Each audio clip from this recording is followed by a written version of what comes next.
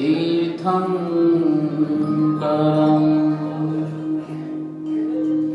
मंगलम विश्वजिन्धर्मम्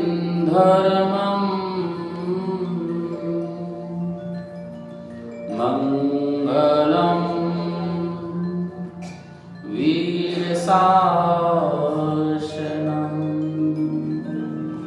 मंगलम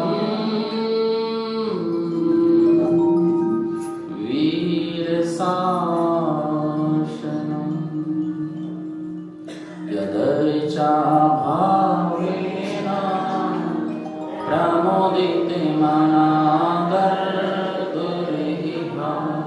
छानादासित स्वर्गी गुणगण समधा सुखनिधि लभन्ते सद्भक्ता शिवसुखी समाजम्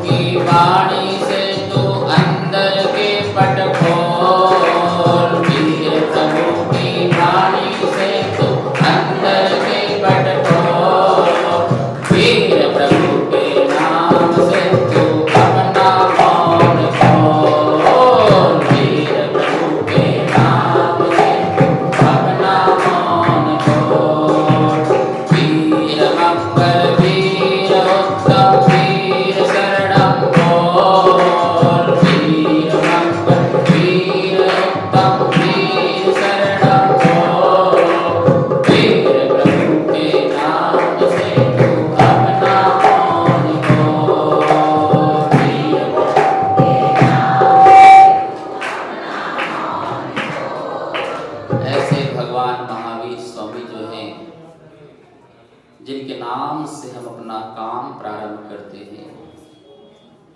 जब भी हम कुछ करें और कुछ कहें तो उसमें भगवान महावीर स्वामी अवश्य होना चाहिए।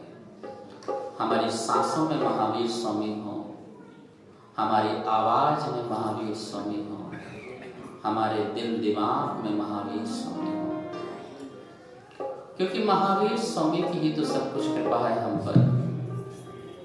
सारी कृपा उनकी बरस रही है। सुबह की बेला में हम पहुंच गए थे कुंडग्राम। वैशाली सुंदर नगरी का वर्णन, भव्य और दिव्य महावीर स्वामी की नगरी, सौधर्मी इंद्र के द्वारा कितनी सुंदर रचना महावीर स्वामी की नगरी थी। भगवान महावीर स्वामी की जो नगरी कुंडग्राम, कुंडपुर, वैशाली, जहां पर गणतंत्र की स्थापना हुई थी, गणतंत्र की स्थापना हुई थी। अहम राज्यम अहम राज्यम अहम राज्यम। हर प्रजा अपने आप को राजा समझती थी। कोई ये नहीं समझता था कि मैं छोटा हूँ, मैं गरीब हूँ, मैं निर्धन हूँ। महावीर स्वामी ने सबको राजा जैसे अधिकार दिया था। बहुत प्रेम करते थे महावीर स्वामी से। ऐसे कुंडग्राम के राजा, राजा सिद्धार्थ और रानी त्रिशला। समय बीतता गया। एक दिन वो समय आ ही गया जब माँ को स्वप्न दिखाई दिए। पेज नंबर 4 निकाल देंगे। मात महल नित सुर बरसाए,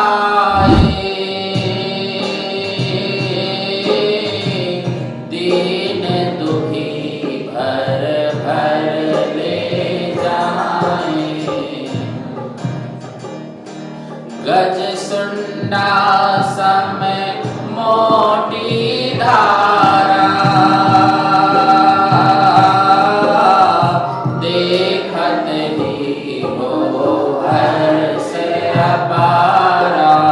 वीर महावीर बोलो जय जय महावीर। वीर महावीर बोलो जय जय महावीर। देवों के द्वारा नगरी में रत्नों की वर्षा हो रही है। 4 बार वर्षा होती है। एक बार में 3.5 करोड़ 3.5 करोड़ रत्नों की वर्षा। और कैसी गज सुंडा समय मोटी। गज सुंडा, गज की जो सूंड है कितनी मोटी है। महाराज जी एक धारा हमारे यहाँ भी बरसा दो ना, हमें ज्यादा थोड़ी चाहिए है। एक ही धारा काफी है सारा जीवन। और सुनो, तुम जैसे कुबेर नहीं कि नकली। महाराज जी हम पंचकल्याण में कुबेर बन रहे हैं। अच्छा, क्या बरसा रहे हो?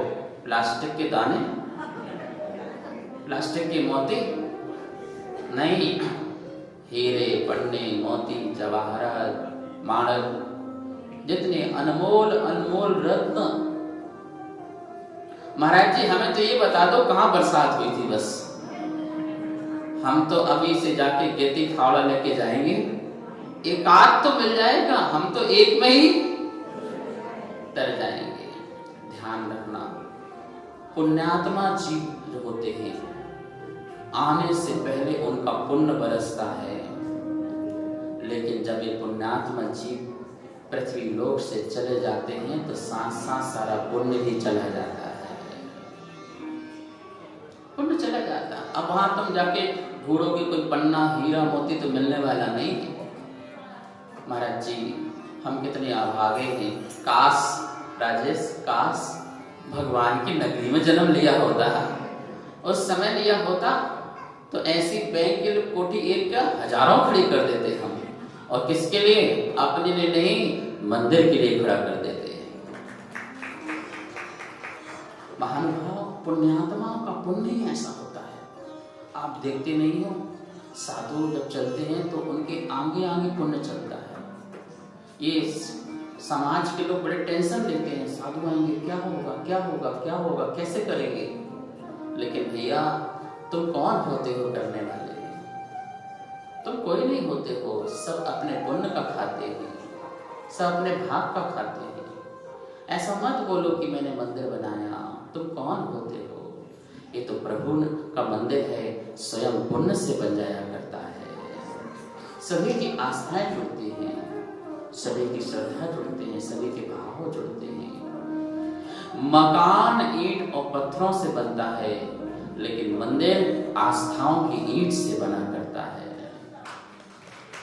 प्रभु का मंदिर हम नहीं बना सकते हैं, गुरु की व्यवस्था हम कैसे कर सकते हैं? इतने महान पुण्यात्मा जीवों का हम अहंकार करें? बिल्कुल भी नहीं। ये तो उनका महान पुण्य है, देखा नहीं, अभी आए भी नहीं, और वहां के जो निर्धन लोग हैं वो अमीर हो गए। प्रभु 3 लोग का दुख दूर करने आ रहे हैं, तो ऐसे कैसे हो सकता है कि जहां मैं जन्म लूं वहां लोग दुखी हों, याचक लोग हों, सेवक लोग हों, गरीब लोग हों, दुखी हों, उनकी आंखों में आंसू हो? नहीं, 3 लोग के सामने ऐसा कुछ होता नहीं। पता है, तीर्थंकरों के सामने कोई भी अप्रिय घटना नहीं घटती है कभी भी। उनके सामने किसी का मरण नहीं होता है। यदि हो तो वैराग हो जाता है। देखा नहीं ऋषभदेव को क्या हुआ?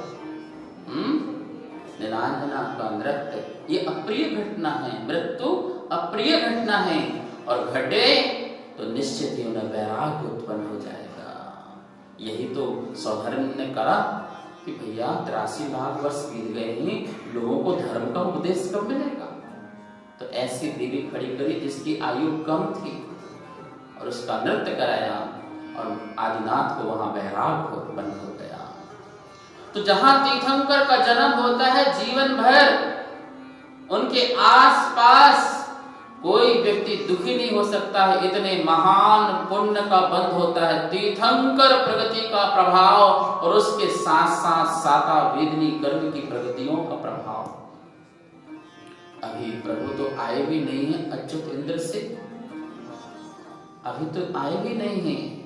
और आने के पहले यहाँ देखिए, बड़े बड़े इंद्र, भोगों में लिप्त रहने वाले इंद्र, गज सुंडा सम मोटी धारा, इतनी मोटी मोटी धाराओं से सब गाड़ी में भर भर के ले जा रहे हैं, अपने जीवन को संपन्न कर रहे हैं, सुखी हो रहे हैं, और हर्ष अपार, सभी नगर नगरी में हर्ष अपार कि हमारे यहाँ पर नंदाव्रत महल पर, कौन सा महल? महावीर स्वामी का महल कौन सा था बताओ? और ऋषभदेव का सर्वतोभद्र, बोलो। भद्र मतलब कल्याण करने वाला, सर्वतो मतलब सभी ओर से, जिनका महल ही सभी ओर से सबका कल्याण करने वाला हो, ऐसा सर्वतोभद्र कितने खंड का? बोलो। 84 खंड का महल था प्रथम तीर्थंकर के ऋषभदेव महाराज का। महावीर स्वामी का जो महल था वो नंदाव्रत था। नंदाव्रत समझ आता है? यहाँ मंदिर में बनाया नहीं बनाया? नंदाव्रत बना लेना। नंदाव्रत जो सतत आनंद देता है उसे नंदाव्रत कहते हैं। नंदी आवर्त, नंद्यावर्त। स्वस्तिक बनाया है कभी? स्वस्तिक को चारों तरफ से 1-2 बार और राउंड दे दो ऐसे करके, तो उसे कहते हैं नंदाव्रत। स्वस्तिक तो बना ही लिया, उसको ऐसे करके एक बार ऐसे ले जाओ, नीचे वाले इसको ऐसे करके ऐसे ले जाओ, इसको ऐसे करके, तो कभी देखना, और नहीं हो तो गूगल बाबा से पूछ लेना। नंदाव्रत बताइए क्या होता है। स्वस्तिक को ही और मॉडिफाई करना। नंदाव्रत महल, उसमें 4 दरवाजे, चारों दिशाओं के दरवाजे बन जाते हैं। कोई भी आसानी से ना अंदर कोई आ सकता है और ना ही कोई आसानी से कोई बाहर जा सकता है। बिल्कुल सुरक्षित और व्यवस्थित 7 खंड का महल। कितने खंड का? 7 खंड का महल। ऐसा नंदाव्रत महल में राजा सिद्धार्थ और रानी त्रिशला जी, वहां पर रत्नों की वर्षा हो रही है। एक दिन रानी शयन कराए, सोलह सपने लख मुस्काए,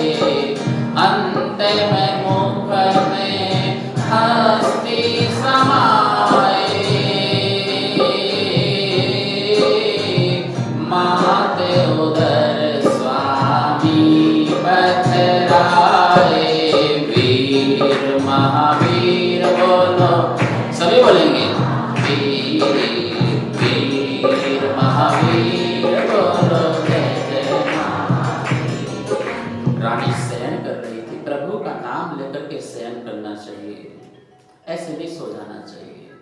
जब भी सो तो प्रभु का नाम लेकर के सो, प्रभु को स्मरण करके सो, प्रभु का सुमरन करके सो।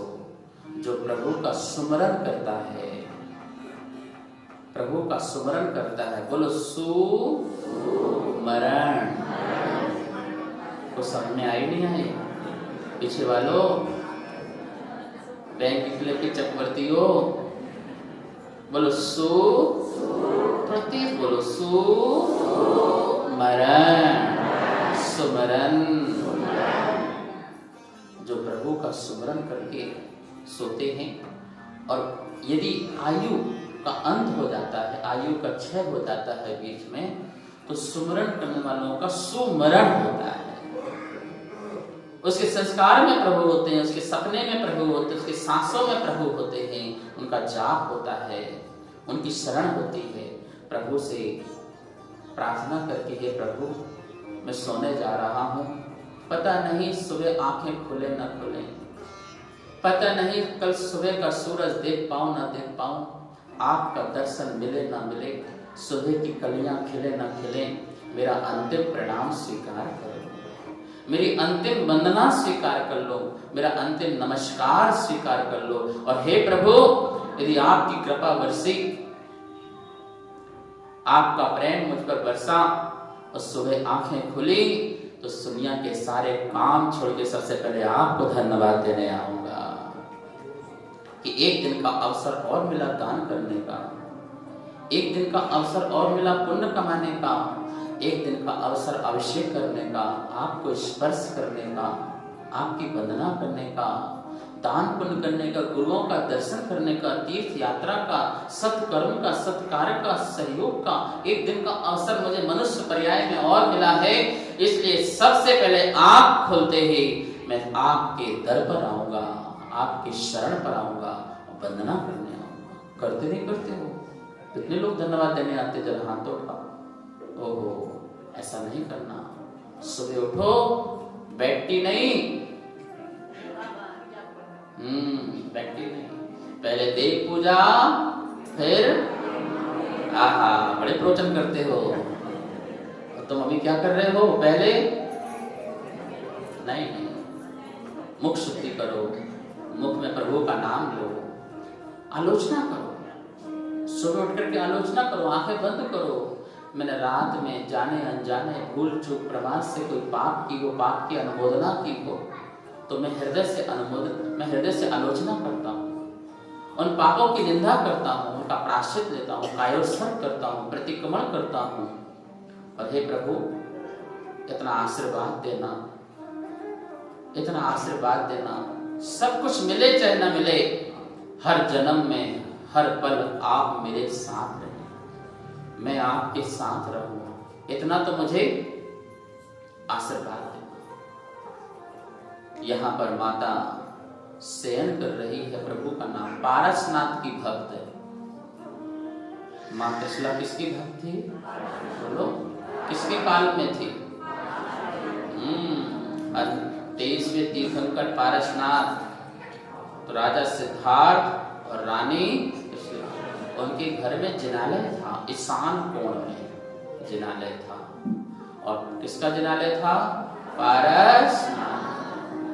पारसनाथ भगवान के भक्त थे, क्योंकि उनके शासन में हुए थे। उनके जिनालय था, जिन मंदिर था, दर्शन करके वो शयन करने गई थी। और उन्हें क्या पता था कि उन्हें आज क्या होने वाला है। हंस चूलिका फलक में वह विश्राम कर रही थी। हंस चूलिका, हंस बने हुए थे उसमें, किसमें? पलंग में, तुम्हारे बेड में, क्योंकि हंस पैदा होने वाला था, जो न्याय करेगा, जो लोगों को बताएगा दूध और पानी अलग है, आत्मा और शरीर अलग है। ऐसे फलक में विश्राम कर रही थी माता, निद्रा, प्रभु का नाम लेकर के। और उन्हें स्वप्न आए। क्या आए? स्वप्न आए। और स्वप्न में जब स्वप्न प्रारंभ हो रहा था तो पहला हस्ती का स्वप्न इस प्रकार से प्रारंभ होता है। मात उदर स्वामी क्या हुए स्वप्न के साथ? माता के उदर में कौन पधराए? कौन पधारे? बोलो, वीर, महावीर, अतिवीर, सम्मति। और बच्चों 5 नाम याद रखना, कहानी सुनाऊंगा बाद में। कौन आ गए? कौन आ गए घर में? वो माता के उदर में वीर आएंगे, आएंगे वीर आएंगे, वीर आएंगे, आएंगे वीर आएंगे। बोल, सारी दुनिया के भाग आज जाग जाएंगे, सारी दुनिया के, दोनों हाथ खोलिए, सारी दुनिया के भाग आज जाग जाएंगे, वीर आएंगे, आएंगे वीर आएंगे, वीर आएंगे, आएंगे। भैया जिनके हाथ नहीं उठ रहे उनकी मत लेना, जिनके हाथ उठ रहे उनकी लेना। बोलो, सारी दुनिया के, अच्छा रुको रुको रुको रुको, बैंक एंकलेव के भाग आज जाग जाएंगे, दिल्ली वालों के भाग आज, वीर आएंगे, आएंगे वीर आएंगे, वीर आएंगे। क्या करोगे?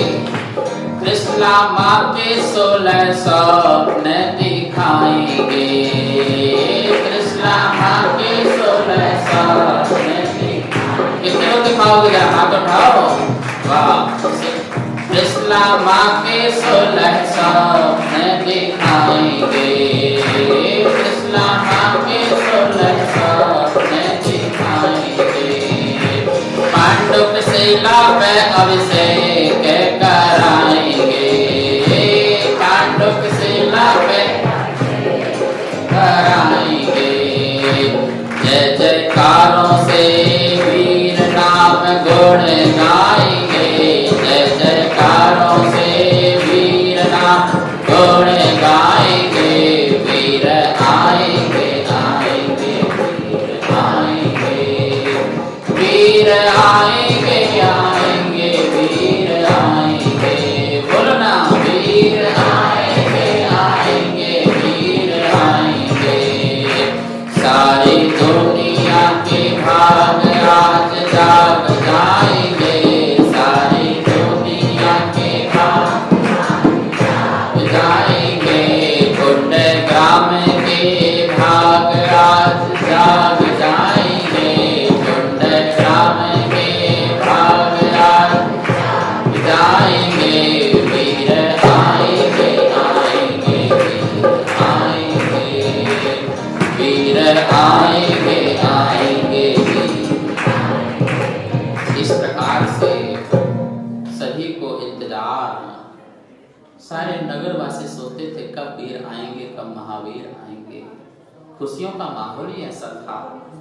आखिर माता ने स्वप्न देख ही लिया और महावीर स्वामी का माता के उदर में आना प्रात, इस प्रकार से वो त्रिशला माँ जो है पूरे स्वप्न देखती है। कितने स्वप्न देखती है बताओ? बोलो बच्चों, कितने स्वप्न देखती है? 16 स्वप्न देखती है। पता है 16 स्वप्न क्यों देखती है? 17 क्यों नहीं देखती है? 18 क्यों नहीं देखती है? 14 क्यों नहीं देखती है?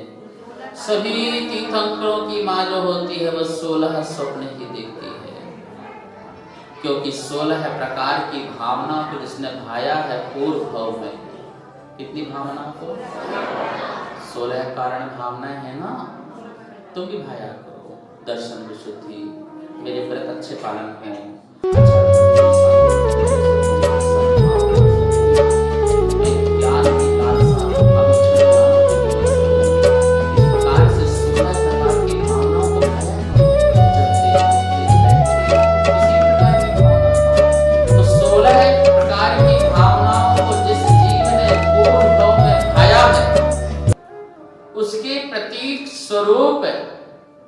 माँ को 16 स्वप्न आया करते हैं। ये 16 स्वप्न अपने आप में बताते हैं कि तीर्थंकर का जन्म होने वाला है। किसका? जो निमित्त ज्ञानी होंगे वो अवश्य ही इस बात को दर्शाएंगे। स्वप्न निमित्तों को बताने वाले भी बहुत होते हैं, बहुत ज्ञानी प्रकांड विद्वान होते हैं जो स्वप्न का फल बताते हैं। स्वप्न जो होते हैं संस्कारों से आते हैं, अपने संस्कारों से या फिर गर्भ में जो जीव आया है उसके संस्कारों से। कभी कभी अपने संस्कारों से भी स्वप्न आते हैं। आपके दिन भर के या पिछले घाव के क्या संस्कार रहे वो आपकी मेमोरी में आ जाते हैं और वो सामने जाते हैं। कुछ स्वप्न ऐसे होते हैं जो फलदर्शी होते हैं, फल देने वाले होते हैं। निमित्त ज्ञान से उन फलों को बताया जाता है। प्रातः काल की बेला में, ब्रह्म मुहूर्त की बेला में जो स्वप्न आते हैं अधिकांशतः वो फलदायी होते हैं, फल को देने वाले होते हैं। उसे समझना बहुत जरूरी है। यदि कोई अशुभ स्वप्न आए, ध्यान से सुनो, पूरे उपयोग से सुनो। कोई अशुभ स्वप्न आए, गलत स्वप्न आए ब्रह्म बेला में, तो उसका परिहार करना चाहिए। दोबारा नींद लेके परिहार कर लो, या किसी अपने बहुत क्लोज जो व्यक्ति हो, जो प्रिय हो, उसको बता करके परिहार कर लो, या पूजा पाठ जाप करके परिहार कर लो, दान पुण्य करके उसका परिहार कर लो कि मेरे जीवन में ऐसा अशुभ घटित ना हो। अपने पुण्य को जल्दी बढ़ा लो और वो उदय में ना आए। और जब कभी यदि शुभ स्वप्न आ जाए, स्वप्न आ जाए, अच्छे स्वप्न आ जाए, तो सोना नहीं, बैठ जाओ, बैठ जाइए। अब सोना नहीं, वो तो हमें फल चाहिए, तो बैठ जाइए, जागृत रहिए, जाप कीजिए, आराधना कीजिए, स्वाध्याय कीजिए, समायित कीजिए और उन स्वप्नों को लेकर के आनंदित होइए, खुश होइए। ये स्वप्न जो है मेरे कल्याण के लिए, परिवार के कल्याण के लिए, समाज के कल्याण के लिए आएंगे। तो अच्छे अच्छे जो स्वप्न आते हैं उनमें हमें जागृत रहना चाहिए, सोना नहीं चाहिए। भले 2 बजे उठे, उठ जाओ, 3 बजे उठे, उठ जाओ। ब्रह्म बेला के जो स्वप्न होते हैं वो हमें फलदायी होते हैं, इनका भी हमें ध्यान रखना चाहिए। ब्रह्म बेला में ही त्रिशला माँ को स्वप्न आए थे। उन सपनों को, जैसे जैसे सपनों को देखते जा रहे थे, मन गदगद होते जा रहा था, मन प्रसन्न होते जा रहा था। और जैसे स्वप्न पूरे हुए तो वो उठ के बैठ गई, प्रातः काल की बेला का इंतजार कर रही। प्रातः काल की बेला का इंतजार कि कब मैं नाथ से मिलूं और कब मैं इन स्वप्नों को बताऊं। और वो बेला आ ही गई। प्रातः मां दरबारे में जाए, अर्धासन दे नाथ बिठाए, क्रम सारे स्वप्न सुनाए, निमित्त ज्ञान से द्रव्य बतलाए। वीर महावीर बोलो, सभी बोलेंगे, वीर महावीर बोलो, जय जय महावीर। प्रातः काल दरबार में खुशी खुशी, चेहरे में चमक और दमक के साथ माँ पहुंचती है। त्रिशला महारानी पहुंचती है। राजा सिद्धार्थ दूर से देखते हैं कि क्या बात है, आज चेहरे में इतनी रौनक, इतनी कांति, इतना तेज, इतनी प्रसन्नता, इतना आनंद। हे प्रिय, क्या बात है? बताती हूँ और आसन दे देते हैं। जिस समाज में, जिस देश में नारी का सम्मान होता है, जिस परिवार में नारी का सम्मान होता है, वहां पर खुशियां बरसती हैं, वहां स्वर्ग होता है, वहां पर आनंद होता है। कभी भूल से भी किसी के सामने नारी का अपमान बनती है, ईश्वर से ज्यादा भी बनती है। माँ बिना जग सुना, माँ के बिना तो ये जग सुना हो जाएगा। तीर्थंकर भी माँ के गर्भ में जब आते हैं तो हलन चलन नहीं करते हैं कि जो माँ मुझे जन्म दे रही है मुझे कष्ट कैसे दूंगा। उसे पीड़ा कैसे दूं? हलन चलन नहीं करते हैं। माँ का उदर भी नहीं बढ़ता है, उसे चलने में कष्ट ना हो, उसे बैठने में कष्ट ना हो, उसे पीड़ा ना हो। क्या बात है! गर्भ में रहने वाला बच्चा जब इतना सम्मान देता है तो जो जन्म दे, तो जन्म के बाद उसे कितना बड़ा सम्मान देना चाहिए, भगवान से भी बड़ा उसको सम्मान देना चाहिए। नारी का सम्मान करो, बुराई मत करो, उसकी निंदा मत करो। उसके अंदर अनंत गुण हैं, उन गुणों का व्याख्यान करो, उन गुणों की ओर अपनी दृष्टि दो। नारी नारी मत कहो, नारी गुण की खान, और नारी से ही जन्मे 2400 भगवान। सोचिए, यदि ये ना होते तो भगवान कहां से होते? भगवान को जन्म देने वाली कितनी पुण्यात्मा नारी होती है, महिला होती है। मान तुंग आचार अपने भक्तांबर में क्या महिमा गाते। बोले दिशाएं तो बहुत हैं, पर हर दिशा सूर्य को जन्म।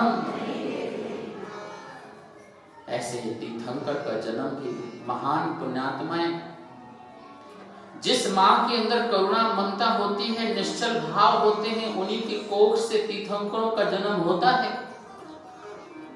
पवित्रता को रखे हुए हैं, जो पतिव्रता हैं, जो शील व्रत का पालन करते हैं, उन्हीं के कोख से तीर्थंकरों का जन्म होता है। कुछ भी हो जाए, आप संयम से मत भागो, संयम त्याग तपस्या की मूर्ति बनो, व्रतों का पालन करो, मंदिर दर्शन पूजा पाठ भक्ति इस सब में लगे रहो, व्यसनों में मत फंसना कभी। कहते हैं कि पंचम काल में महापुरुषों का जन्म नहीं होता है, कहीं तो कमी होगी ना, कहीं तो कमी है जिसके कारण तीर्थंकर महापुरुषों का जन्म नहीं होता है। अपने संयम को बढ़ाओ और ये भाव रखो, यदि स्त्री पर्याय मिले तो ऐसी पर्याय मिले कि तीर्थंकर को जन्म दूं, वरना पर्याय ना मिले। महापुरुषों को जन्म दूं तो पर्याय सार्थक है, वरना मुझे इस महिला स्त्री पर्याय की क्या आवश्यकता है। आपकी कोख में बच्चा है तो धर्म ध्यान करो, 24 पुराण जरूर पढ़ो। क्या पढ़ना चाहिए? अपनी बहुओं को कौन सा पुराण पढ़ाओ? जब वो बालक गर्भ में हो तो कौन सा पुराण पढ़ाएंगे? 24 पुराण। आदिनाथ से लेकर के महावीर तक की सारी कथाएं वो पढ़े, उनके बारे में पढ़े, उनके जीवन के बारे में पढ़े। उस समय खान पीन का ध्यान रखो, शुद्धता का ध्यान रखो। गर्भ में ही ऐसे बालक का संस्कार करो कि चलो भगवान पैदा तो ना हो लेकिन इंसान पैदा तो हो जाए, इंसान पैदा हो जाए, मानव पैदा हो जाए, जो समाज को, देश को, राष्ट्र को, परिवार को, सबके लिए हितकारी हो जाए, सबका साथ और सबका विकास करने वाला हो जाए। ऐसा कम से कम बालक तो पैदा हो। इस प्रकार की भावनाएं। क्या सम्मान दिया राजा सिद्धार्थ ने, सारी प्रजा के सामने अपना आसन, आधा आसन कर लेना। हे प्रिय, हे बलदेव, आओ, आइए, क्या बात है, यहाँ बैठिए। आज आपके चेहरे में नाथ बहुत खुशी है, बहुत आनंद है। बताओ, मुझे बताओ क्या बात है। पहले मैं तो बहुत खुश हो जाऊं, अपनी खुशी जाहिर कैसे करूं। वो राजा सिद्धार्थ भी बार बार कहते हैं कि मुझे बताओ क्या बात है, क्या बात है। जब बहुत मन्नतें, बहुत प्रार्थनाएं हो गई तो रानी ने एक एक सपनों को बताना प्रारंभ किया। प्रथम एक गजराज लखाया, समझो तीर्थंकर सुत पाया, शब्द प्रसव गंभीर सुनाया, संचालक रस चक्र बताया, वीर महावीर बोल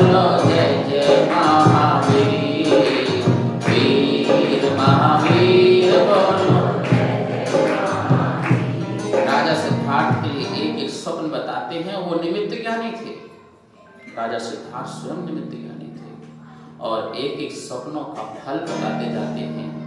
हे प्रिय, तुमने जो सर्वप्रथम गजराज देखा, अपने मुख में प्रवेश करते हुए गजराज को जो देखा, गजराज गंभीर होता है, जानवरों में सबसे बड़ा शक्तिशाली बलशाली होता है।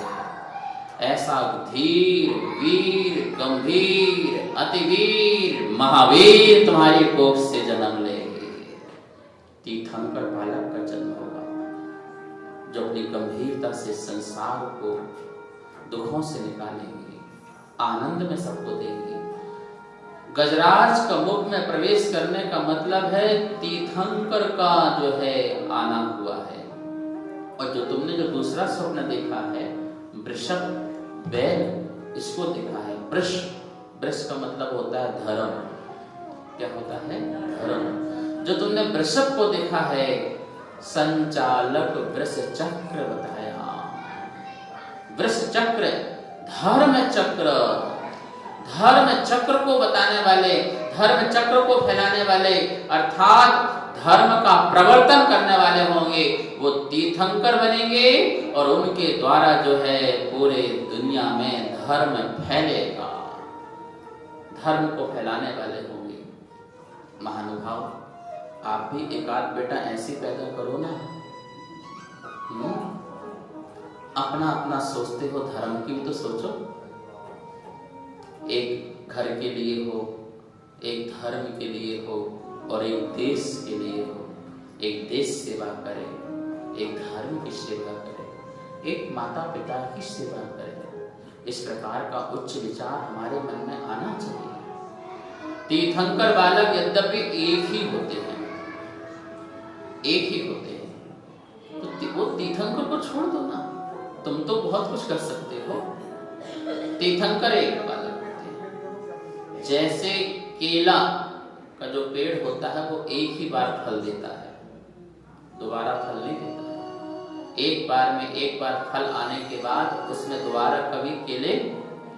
ऐसे ही तीर्थंकर की माँ एक ही पुत्र को जन्म देती है और ऐसा पुत्र जो सारे संसार में धर्म को फैलाएगा, अहिंसा की सत्य की अलख जगाएगा। ऐसे बालक को दो स्वप्न हुए। तीजा सपना सिंह विशाला, कर्म शत्रु विनशाने वाला, श्री अभिषेक का फल ये जानो, शिशु अभिषेक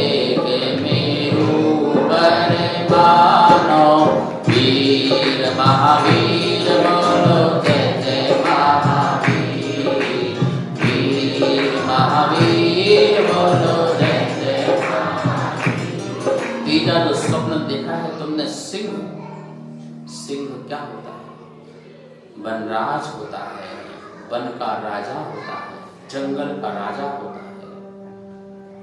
हाइट छोटी भली होती है, कमर भले पतली होती है और भले जंगल में अकेले रहता है पर निडर रहता है, निष्प्रय होता है, निर्भीक होता है। ऐसा सिंह की तरह जैसे उसके सामने कोई भी आ जाए वो हार जाता है, वो सबको हरा देता है अपनी गर्जना से, अपने तेज से, अपनी शक्ति से, अपनी ताकत से सबको हरा देता है। ऐसे ही हे प्रिय, हमारा बालक होने वाला है जो किसको हराएगा? जिसने आज तक हमको अनादिकाल से हराया है। ऐसे कर्मों को हराने वाला हमारा तीर्थंकर बालक महावीर होगा। ये सिंह स्वप्न देखने का फल है। महानुभाव, हमें कर्मों से ज्यादा दुखी नहीं होना चाहिए। कर्मों से दुखी होने की जरूरत नहीं है।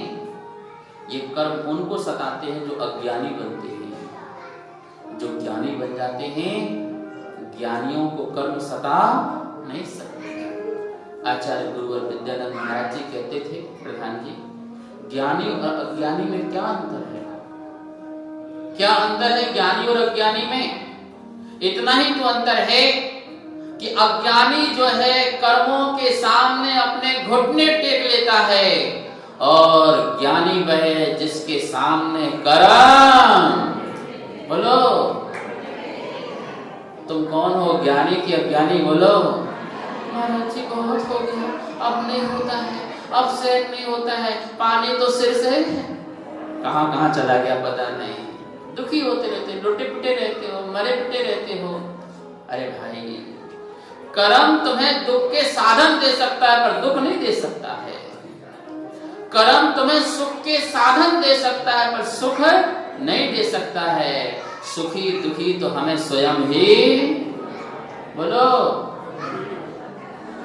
एक काम करो तुम लोग सब मिलकर के, ऐसा काम करो महाराज जी दुखी हो जाए, ऐसा बोलना। अरे महाराज जी ये को हमें इतनी देर से बैठाए, हम टीवी देख रहे थे, बढ़िया फेसबुक चला रहे थे, व्हाट्सएप चला रहे थे, यहाँ बुला लिया हमें, कुछ तो बोलो। ऐसा करो कि महाराज जी दुखी हो जाएं। सुनो, महावीर स्वामी कहते हैं जब तक मैं स्वयं दुखी नहीं होना चाहूंगा, 3 लोग भी आ जाए तो मुझे दुखी नहीं कर सकता है। और जब तक मैं स्वयं सुखी नहीं होना चाहूं तब तक मुझे भी कोई सुखी। सारा वैभव दे दो, सारी संपदा दे दो, स्वधर्म इंद्र की गद्दी में बैठा दो, जिसको दुखी होना है तो, जिसको दुखी होना वो तो दुखी होगा। और सुनो, तुम जंगल में बैठा दोगे और जिसको सुखी होना हो तो वो जंगल में भी मंगल कर देगा, सुखी हो जाएगा। तो सुख साधन ये ना हमें दुख देते हैं और ना ही कोई। पता है महावीर स्वामी ने क्या कहा है? तुम्हें क्या दिया महावीर स्वामी ने? राजेश, तुम्हें क्या दिया महावीर स्वामी ने? तुमसे कोई पूछे तुम्हें महावीर स्वामी ने क्या दिया है? तुम्हें सच्चा ज्ञान दिया है। क्या दिया है बोलो? कोई पूछे बोले हमें धन दौलत संपदा नहीं दी है, वो तो हम कमा ही रहे हैं। हमें क्या दिया बोलो? सच्चा। प्रभु वर तुमसे मिलकर हमको ज्ञान ही ज्ञान मिला। प्रभु वर तुमसे मिलकर हमको ज्ञान ही ज्ञान मिला।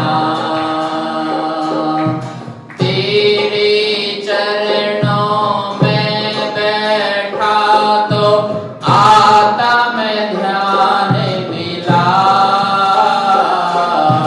प्रभु वर तुमसे मिलकर मुझको मिला। बोलो प्रभु वर तुमसे मिलकर हमको ज्ञान ही ज्ञान मिला। हमें सच्चा ज्ञान मिला है। अनादिकाल से मिथ्या ज्ञान मिला था तो हम दुखी थे, और सच्चा ज्ञान मिला तो क्या कहा है महावीर स्वामी ने? क्या कहा है? बस इतना ही कहा है? नहीं नहीं, महावीर स्वामी कहते हैं आज तुम जो कुछ भी हो अपने कारण से हो। क्या सच्चा ज्ञान मिला है? सुखी होना है। कितने लोगों को सुखी होना? जरा हाथ उठाओ। हे दुखियारो, सारे दुखी लोग यहाँ पर आए हैं। कोई बात नहीं, अरे दुख नहीं होता तो हम क्यों दुखी हैं? तभी तो, अरे हम भी दुखी हैं तभी तो महाराज जी बने थे। सुख की तलाश के लिए तो महाराज जी बने हैं।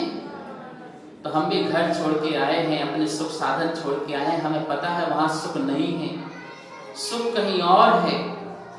तो उस सुख की तलाश के लिए तो यहाँ पर बैठे हैं सारे सब कुछ छोड़ करके। भव सागर में दुख ना होता,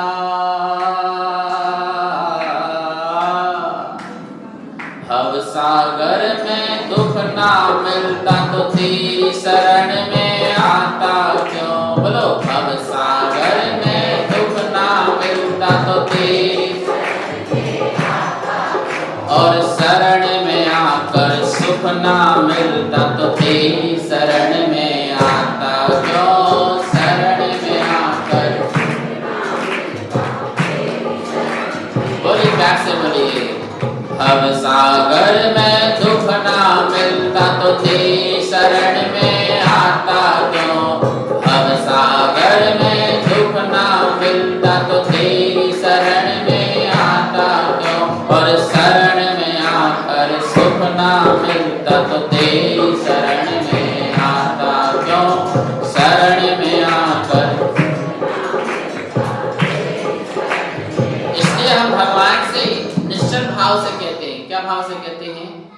सच कहता हूँ भगवन मेरे, नहीं प्रेम से आया हूँ। सच कहता हूँ भगवन मेरे, नहीं प्रेम से आया हूँ। विपदाओं ने मुझको घेरा, व्यथा सुनाने आया हूँ। विपदाओं ने। बताओ अब कितने लोगों को विपदाएं, जरा हाथ उठाओ, कितनी विपदाएं हैं? कितनी विपदाएं माताएं बैठी हैं यहाँ पर? अरे उठा लो। हम सब विपदाएं में तो हैं। जब तक मोक्ष नहीं मिला तब तक हम सब किस में हैं? इसलिए हम भगवान से बड़े प्रेम से कहते हैं, सच्चाई से कहते हैं। सच कहता हूँ भगवान मेरे, नहीं प्रेम से आया हूँ। सच कहता हूँ भगवान मेरे, नहीं प्रेम से आया हूँ। विपदाओं ने मुझको घेरा, व्यथा सुनाने आया हूँ। विपदाओं ने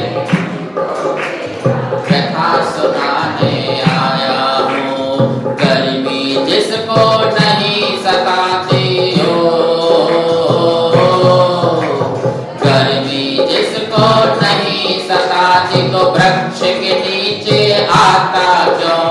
गर्मी जिसको नहीं सताती तो वृक्ष के नीचे आता क्यों? और शरण में आकर सुख ना मिलता तो? वाह! शरण में आकर सुख ना मिलता तो आपकी शरण में आकर हमें सुख मिलता है, तभी तो हम आते हैं। दुख मिलता तो यहाँ क्यों आते हैं? शांति मिलती है, सुख मिलता है। क्यों? क्यों सुख मिलता है? क्योंकि आप सुख के सागर हो। क्या हो?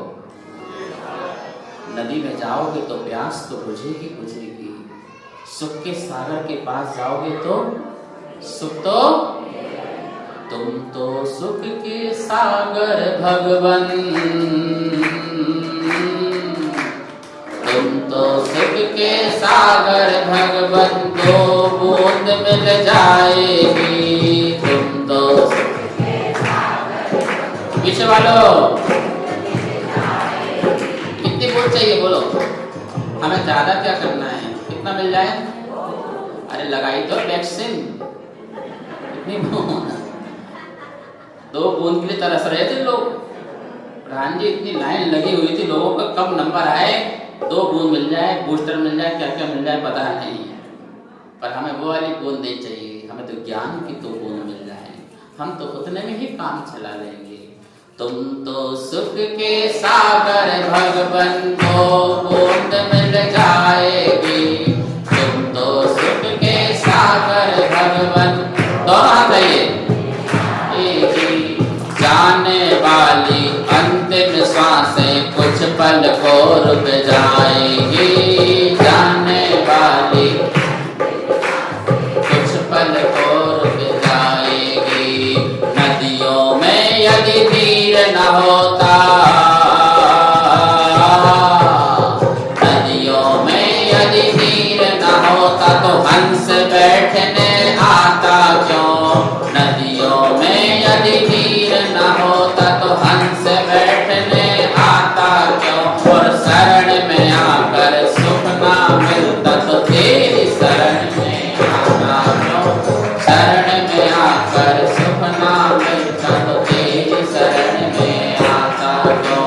भव सागर में दुख ना मिलता तो तेरी शरण में आता क्यों? बोलो भव सागर में दुख ना मिलता तेरी शरण में आता क्यों?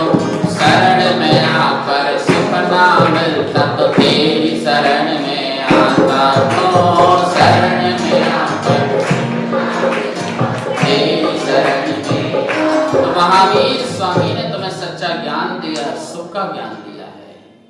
क्या दिया है महावीर स्वामी ने, बोलो तुम्हें? सच्चा ज्ञान दिया है। क्या ज्ञान दिया है? तुम जो कुछ भी हो आज अपने कारण से हो। इतनी लाइन याद रखना। सुखी होना है ना, सुखी होना है ना, तो इतनी लाइन याद रखना। आज तुम जो कुछ भी हो सिर्फ और सिर्फ अपने, बोलो, आज तुम दुखी हो, बोलो। अब मत बोलना सासू माँ ने ऐसा कहा था ऐसा हो गया। अब मत बोलना पति देव ने ऐसा कहा था ऐसा हो गया, पड़ोसियों ने ऐसा कहा ऐसा नहीं। वो क्यों कहेंगे? वो कह रहे हैं, वो मेरे कारण ही कह रहे हैं। मैंने ही कभी अपमान किया होगा, मैंने ही अज्ञानता में कभी दुख दिया होगा, मैंने ही कभी उनका सम्मान नहीं रखा होगा। आज जो कुछ हो रहा है वो नहीं कर रहे हैं, उनका क्या मतलब? सीता थोड़ी बोलती है कि राम तुमने मेरे साथ ऐसा क्यों किया, क्यों जंगल छोड़ दिया? नहीं, तुमने कहाँ छोड़ा, कर्म ने मुझे छोड़ा। मैंने ही कभी ऐसा किया होगा, उसका फल। वो मैना सुंदरी थोड़ी बोलती पिता तुमने मेरे साथ ऐसा क्या कर दिया, मुझे कहाँ गड्ढे में डाल दिया, कहाँ कोड़ीपति, कहाँ जंगल, तुमने मेरे साथ ऐसा क्यों किया? नहीं, तुम कौन होते मेरे साथ ऐसा करने वाले? मेरे भाग्य ने ही मुझे ऐसा फल दिया है, मेरी किस्मत ने ही मुझे ऐसा फल दिया है। अपने पर डालो। महावीर स्वामी कहते हैं दूसरे पर डालना अपराध है, दूसरे पर डालना अपराध है और अपने में डालना आराधना है। आत्मा की आराधना है, अपराध नहीं करना है हमें तो आत्मा की। तो जो कुछ भी हो आज किसके कारण हो, बोलो? मम्मी के कारण, पापा के कारण, परिवार के कारण नहीं। व्यवहार में ठीक है, व्यवहार में ठीक है, लेकिन निश्चय में नहीं। निश्चय से सुख मिलता है, व्यवहार से तो दुख मिलता है। व्यवहार की तरह रहने दो, निश्चय में रहो कि जो कुछ भी है आज किसके कारण। याद दिला रहा हूं, पीछे वालों, कुर्सी वालों, बड़े टिक्के बैठे हो, ऐसे बैठो, जरा अपने बल से बैठो, बोलो किसके कारण है? तो आज दुखी हो तो किसके कारण, और आज सुखी हो तो किसके कारण? आज रोगी हो तो किसके कारण? आज निरोगी हो तो किसके कारण? आज गरीब हो तो किसके कारण? आज अमीर हो तो किसके कारण? आज संसारी हो तो किसके कारण? और कल सिद्ध बनोगे तो किसके कारण? हम ही कारण ही। इतना अच्छा ज्ञान कौन दे सकता था? सारे संसार में कह रहे थे जो कर रहा हूं मैं कर रहा हूं, मैं तुम्हें सुख दे रहा हूं, मैं तुम्हें दुख दे रहा हूं, मैं तुम्हें निर्धन बना रहा हूं, मैं तुम्हें गरीब बना रहा हूं। तो वहां तो बनाने में समय निकल गया, भगवान को बनाने में समय निकल गया। वो गाते हैं ना, क्या गाते हैं? बनाने वाला है भगवान, मिटाने वाला है भगवान। हमारा ऐसा कॉन्सेप्ट नहीं है। महावीर ने बिल्कुल गलत कर दिया, बोले ऐसा नहीं है। तू कौन होता बनाने वाला? तू कौन सा क्रिएटर आ गया, कौन सा जनरेटर आ गया, कौन सा ऑपरेटर आ गया? नहीं, हम ही क्रिएटर हैं, हम ही जनरेटर हैं, हम ही, बोलो, हम ही ऑपरेटर हैं। हम जो करते हमारे से होता है। हम ही दुख के बीज हम बोते हैं, हम ही सुख के बीज बोते हैं। हम ही दुख के फलों को भोगने वाले हम ही होते हैं और सुख के फलों को भोगने वाले भी हम ही होते हैं। बाकी सारा संसार निमित्त मात्र होता है। क्या होता है? इतना सुंदर ज्ञान दिया है। ऐसे ज्ञान से तो हर व्यक्ति सुखी हो जाए, अनंत दुख एक पल में दूर हो जाए। जो लोग दूसरों पर थोप करके दुखी होते हैं, उनके लिए ऐसा सच्चा ज्ञान मिल जाए तो जहां हैं, जिस स्थान पर हैं, वो सुखी हो सकते हैं। इसलिए महावीर स्वामी के अनंत उपकार हैं। आज तक परंपरा से, गुरुओं के माध्यम से वो सच्चा ज्ञान हमें मिल रहा है। आप सच में भाग्यशाली जीव हो, सच में भाग्यशाली जीव हो। और मैं तुमसे कहा करता हूं कि दूसरों के लिए तालियां तो खूब बजाते हो, कभी अपने भाग्य के लिए भी ताली बजा लिया करो। अपनी किस्मत के लिए कि हमें जैन कुल मिला, जैन धर्म मिला, महावीर मिले। और इससे बड़ी खुशी क्या मिलेगी कि जिनके शासन में रह रहे हैं उनका मंदिर भगवान मूलनायक महावीर स्वामी। सारी दुनिया के भाग आज जाग जाएंगे।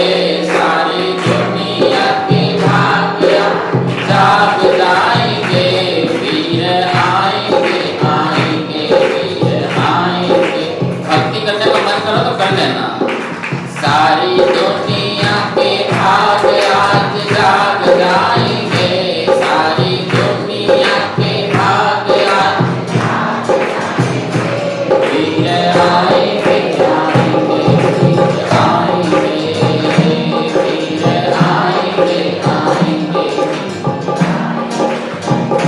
राजा सिद्धार्थ झूम झूम गाते हैं, राजा सिद्धार्थ झूम गाते हैं, देवी देवता रत्न बरसाते हैं, देवी देवता रत्न बरसाते हैं। और सारी प्रजा हम सब मिल गीत गाएंगे, सारी प्रजा हम सब मिल गीत गाएंगे, वीर आएंगे, आएंगे वीर आएंगे, आते ऊपर वीर आएंगे, आएंगे वीर आएंगे।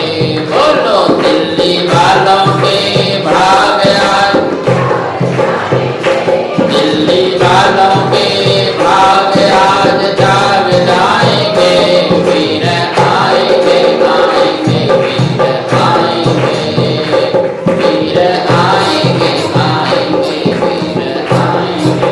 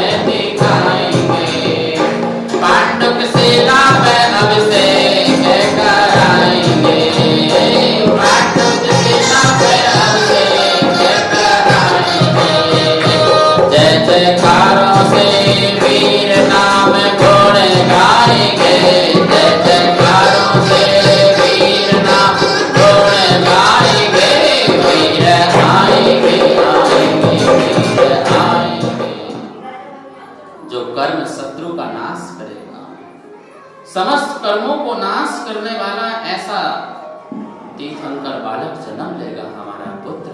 अच्छा, ऐसा हमारा बालक जन्म लेगा? हाँ, जो बाहर के शत्रुओं का नाश नहीं, जो अंदर बैठे कर्म शत्रु हैं, जिन्होंने अनादि से हमें पराजित किया है, हमें सदा हराया है। जहां ले जाना चाहा वहां ले गए, कभी नरक में, कभी देव में, कभी मनुष्य में, चारों गतियों में। कभी कर्मों ने रुलाया, कभी कर्मों ने हंसाया, कभी कर्मों ने दुख दिया, कभी सुख दिया। ऐसे कर्म जो हमें हराते रहे, हम पराजित होते रहे, ऐसे कर्मों को बलवान है कर्म, बलवान है, महाबलवान है।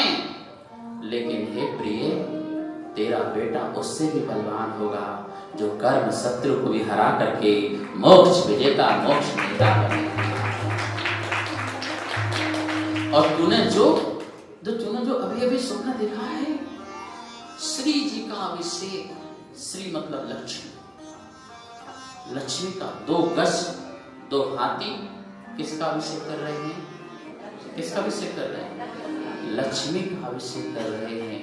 ये स्वप्न का फल है कि तेरा हमारा जो बालक होगा, उसका पांडव शिला में एक तरफ से सौधर्म, एक तरफ से ईशान इंद्र जो है अभिषेक कर रहे होंगे।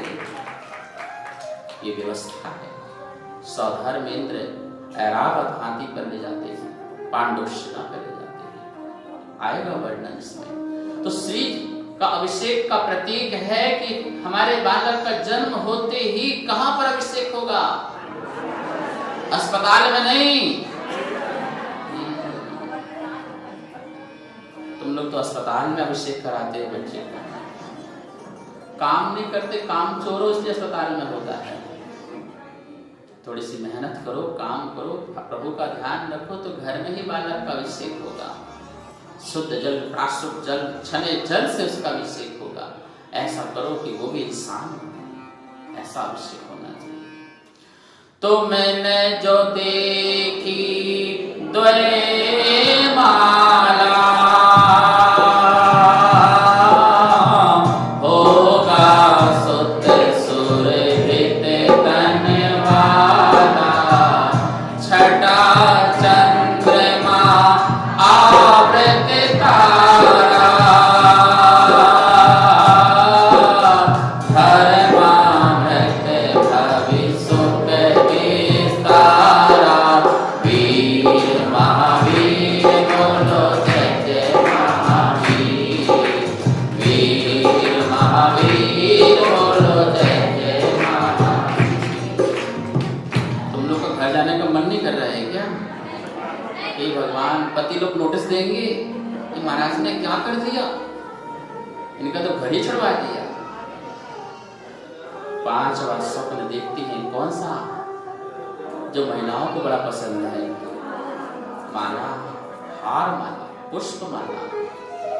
जैसे पुष्प माला पहनते हैं तो अपना तन सुगंधित हो जाता है, मन सुगंधित हो जाता है, मन प्रसन्नचित हो जाता है।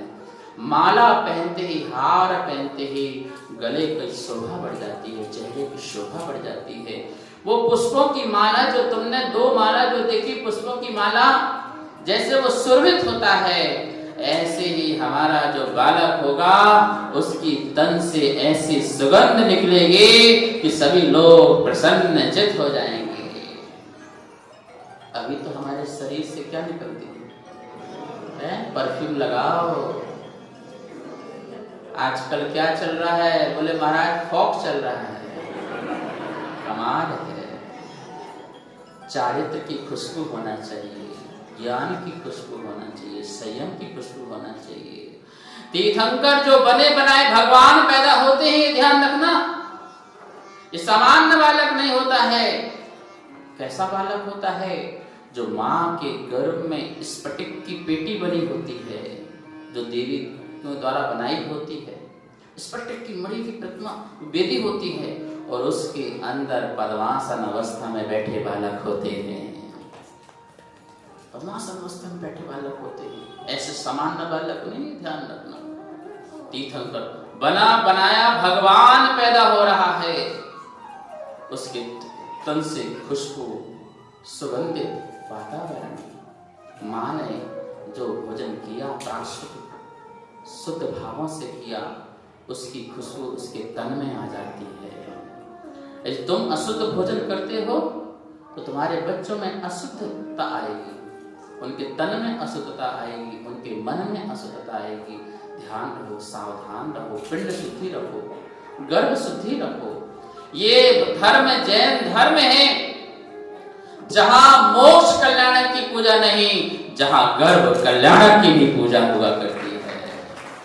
तुमने गर्भ में जो बालक को ला रहे हैं वो सिद्ध बन सकता है, मुनिराज बन सकते हैं, संत आत्मा महात्मा बन सकते हैं। इसलिए उस समय कभी गलत वस्तु का सेवन मत करो, रात्रि भोजन मत करो, शुद्ध भोजन, प्राशुद्ध भोजन, और बड़े ही भक्ति भाव से लो। लड़ते हुए, झगड़ते हुए, रोते हुए, पीटते हुए, गाते हुए, फिल्मी गाना सुनते हो, कान में क्या लगाते हो उसको सुनते हुए, ये क्या है? नहीं नहीं, धर्म की बातें सुनो, धर्म की बातों को बोलते हुए, सुनते हुए अपना भोजन करो, क्योंकि वो भोजन का जो रस है, उस रस को कौन ग्रहण कर रहा है? कौन? वो बालक ग्रहण कर रहा है, जिसको इंसान बनना है, जिसको आगे चल के भगवान बनना है। इसलिए कभी भी गलत वस्तुओं का सेवन मत कीजिए, रात्रि भोजन मत कीजिए, अभक्ष का सेवन मत कीजिए, व्यसनों का सेवन मत कीजिए। अपनी पिंड शुद्धि रखिए, शरीर की शुद्धि रखिए, सुरभित बालक होगा, खिलखिलाता हुआ बालक पैदा होगा, प्रसन्नचित्त बालक पैदा होगा, जो तुम्हें भी प्रसन्नचित्त रखेगा और समाज और देश को भी प्रसन्नचित्त रखेगा, जिसके चेहरे को देखने से लोगों को आनंद आ जाए, जिसको देखने के लिए लोग तरसें, जिसकी एक झलक से व्यक्ति के तनाव दूर हो जाएं, टेंशन दूर हो जाए, अवसाद दूर हो जाए, ऐसा होनहार बालक और जन्म ले तो चांदी के पाले में उसका जो है झूला झुलाना, मुनिराजों के पास ले जाकर के उसके कर्ण में नमोकार मंत्र सुनाना और उनसे संस्कारित कराना और उनके द्वारा नामकरण करना। फिर देखना आपका बालक, आपकी बच्चे जो भी हैं वो बड़े होनहार, कोई चंदन वाला, कोई मैना सुंदरी और कोई महावीर जैसे बालक बालिका पैदा होंगे। समझ में आया ना? दोय माला तन कैसा तन? सुगंधे चंदन सम खुशबू वाला ऐसा शरीर प्रभु का होता है। और जो पूरे तारों के बीच में, जैसे देख रहे हो ऊपर, देखो तारे दिख रहे हैं, जरा आंख तो उठाओ ऊपर, प्रधान जी ने कितने तारे लगा रखे हैं। हाँ, ऐसे समस्त तारों के बीच में कौन चमचमाता है, दमदमाता है? बोलो, चंद्रमा। चंद्रमा जैसे सारे तारे ही तारे हों, टिमटिमा रहे हों, और बीच में कौन हो? बोलो, चंद्रमा हो। ऐसे ही हमारा बालक कैसा होगा? जो समो शरण में ऊपर होंगे और 12 सभा लगेगी, चंद्रमा की तरह रहेंगे और तारों की तरह हम सब लोग वहां बैठे होंगे। क्या सुंदर महिमा गाई है। उदयाचल पर सूर्य निहारा, रवि सम मोहते मेरे निर्वारा, कनक कलश युग दर्शन पाया, निधियों का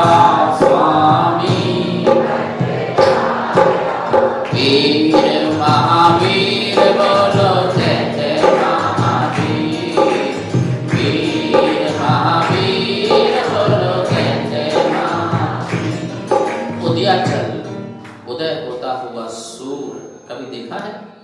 अच्छा सच बताओ, कितने ईमानदारी से बताना, कितने लोगों ने सूर्य को उदय होते देखा है? टीवी में नहीं, मोबाइल में नहीं, साक्षात पहाड़ों के बीच से या समुद्र के या नदी के ऊपर से निकल रहा हो, ऐसा लालिमा युक्त। कितने लोगों ने देखा? जरा हाथ उठाओ।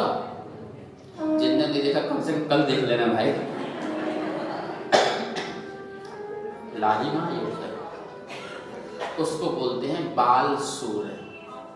क्या बोलते हैं?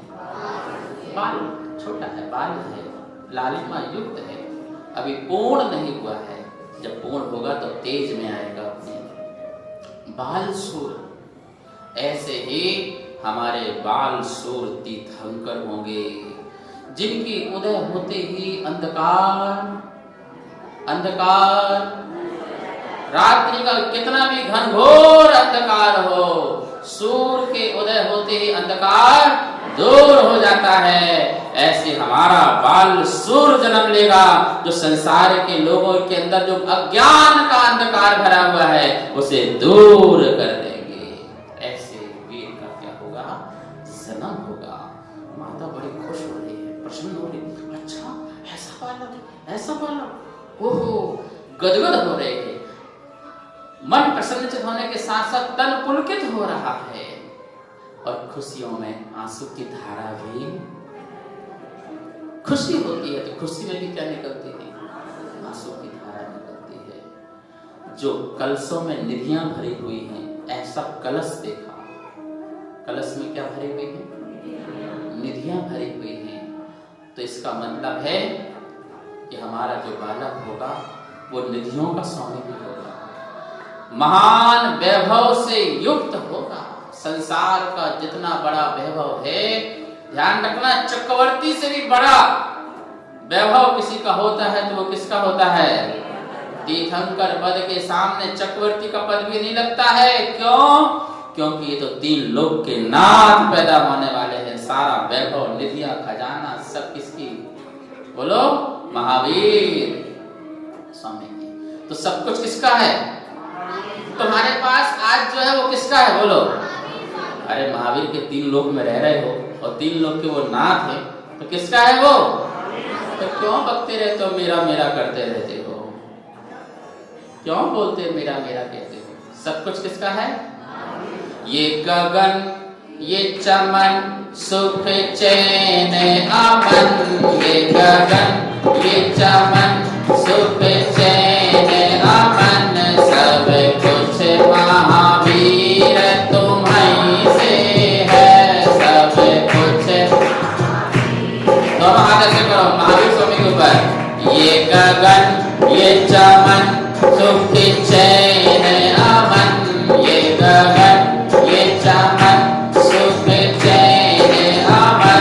सब कुछ महावीर से है। तुम्हें तारण तरण अरु कष्ट हरण। तुम्हें अरु कष्ट हरण। मेरा बेड़ा पार से है। मेरा पीछे वालों बोलो, मोबाइल बंद करो। मेरा बेड़ा ऐसे है।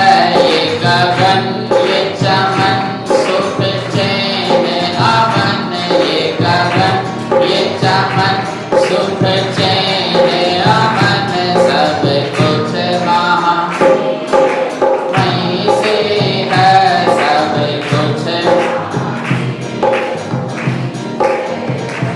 जब दुनिया मेरी तुम ही हो, फिर दुनिया से क्या मांगे हम। जब दुनिया मेरी तुम ही हो, फिर दुनिया से जब दुनिया मेरी तुम ही हो, फिर दुनिया से क्या मांगे हम।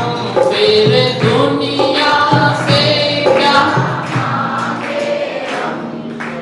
चाहे दुख में रखन, चाहे सुख में धरन।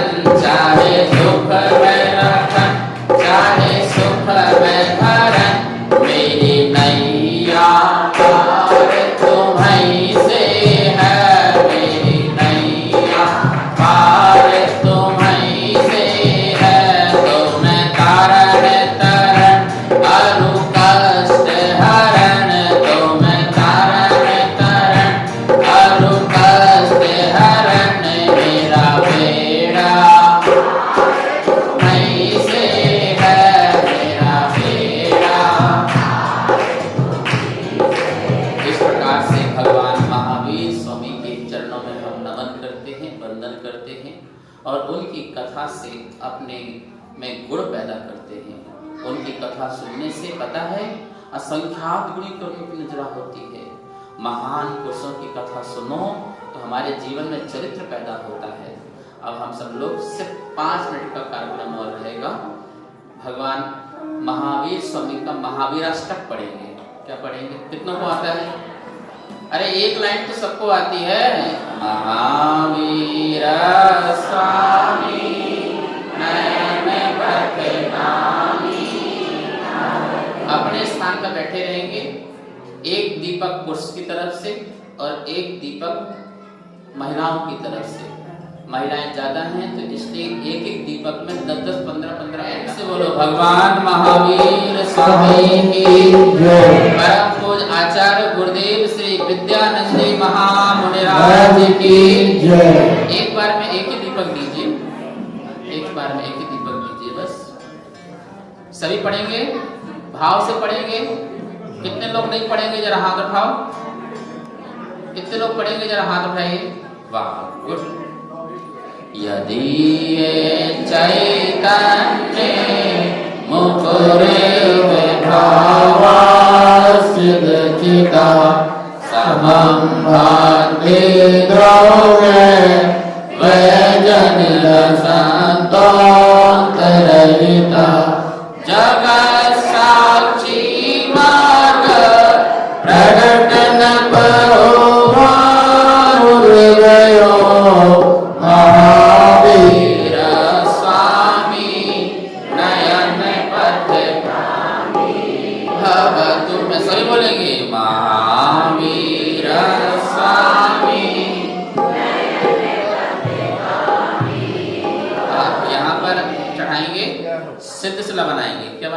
ऐसे रखिए सिद्धि सिला बन जाए, बाद में एक दीपक रख देंगे।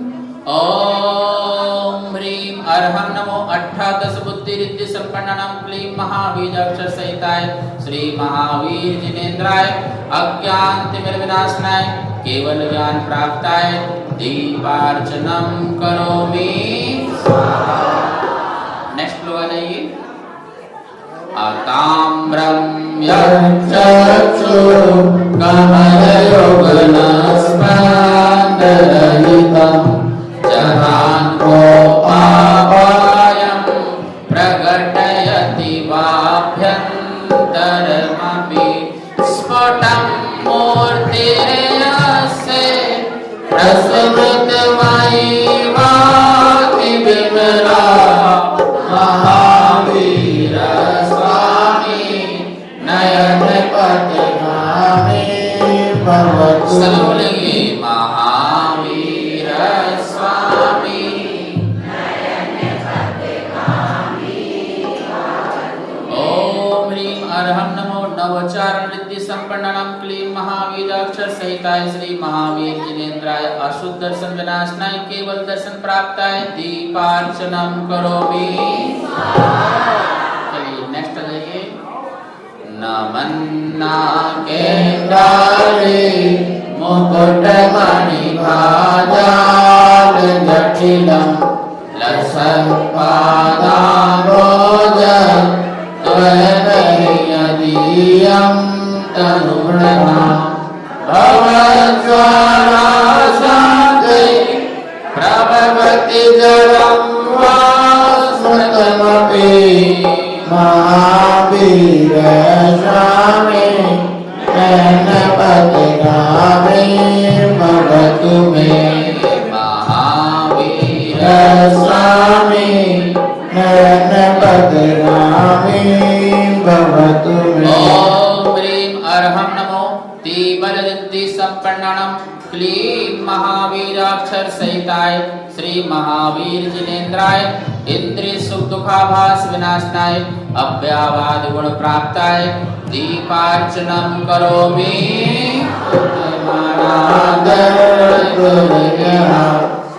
क्षणादासी स्वर्गी गुणगण समधा